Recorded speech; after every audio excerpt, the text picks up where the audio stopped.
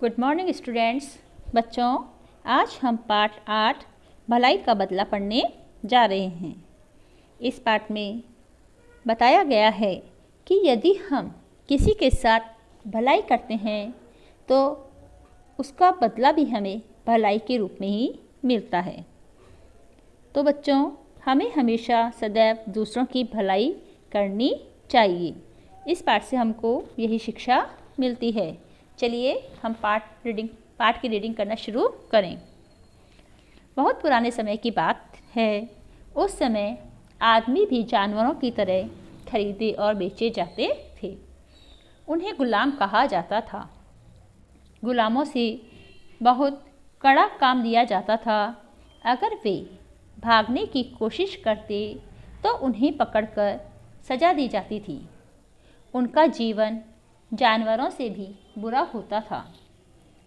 रोम में एंड्रोक्लीस नाम का एक ऐसा ही गुलाम था। उसका मालिक उस पर बहुत जुल्म करता था।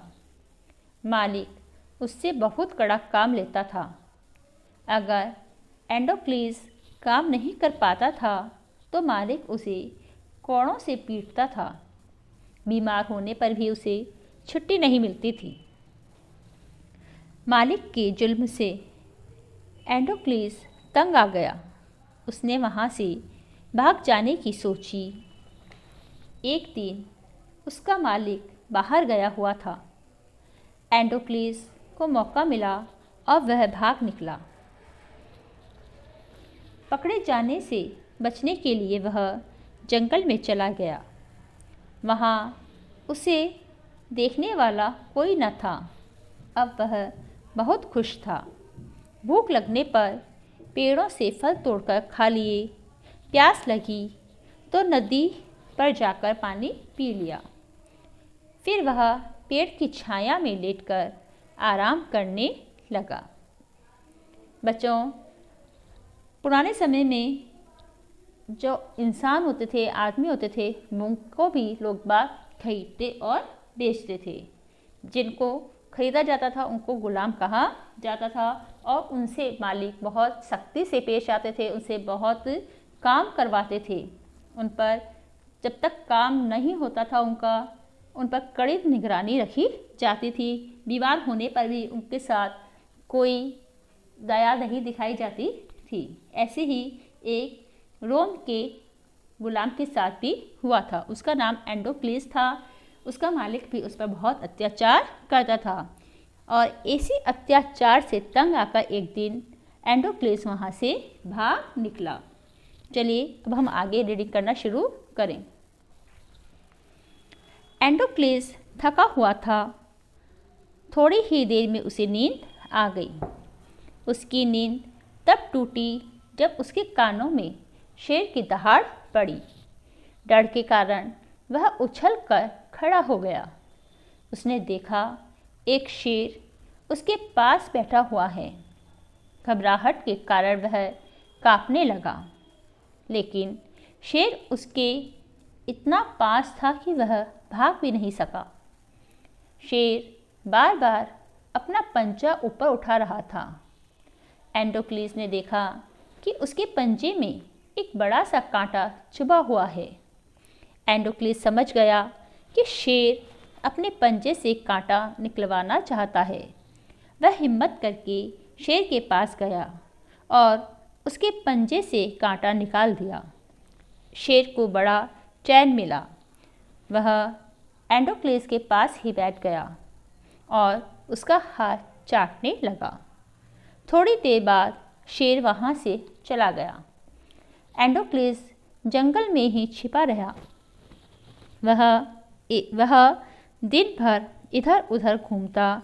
भूख लगने पर पेड़ों से फल तोड़कर खा लेता और रात को एक गुफा में सो जाता। इस तरह उसके दिन आराम से कट रहे थे। एक दिन राजा के सिपाहियों ने एंड्रोक्लीस को देख लिया। वे उसे पकड़कर राजा के पास ले गए। राजा ने फैसला सुनाया। इसने अपने मालिक को धोखा देकर बहुत बड़ा अपराध किया है। 3 दिन बाद इसे भूखे शेर के सामने फेंक दिया जाए। बच्चों, इसमें बताया गया है कि एंडोक्लीस ऐसे जैसे करके वहाँ से अपने मालिक के घर से बाहर निकला और जंगलों में आकर उसने शरण ली। जंगल में उसके दिन बहुत आराम से कट रहे थे। वह पेड़ की घनी छाया में आराम करता, भूख लगती तो पेड़ों से फल तोड़कर खा लेता और प्यास लगती तो नदी पर जाकर पानी पी लेता था। इस प्रकार उसके दिन बहुत ही आराम से कट रहे थे।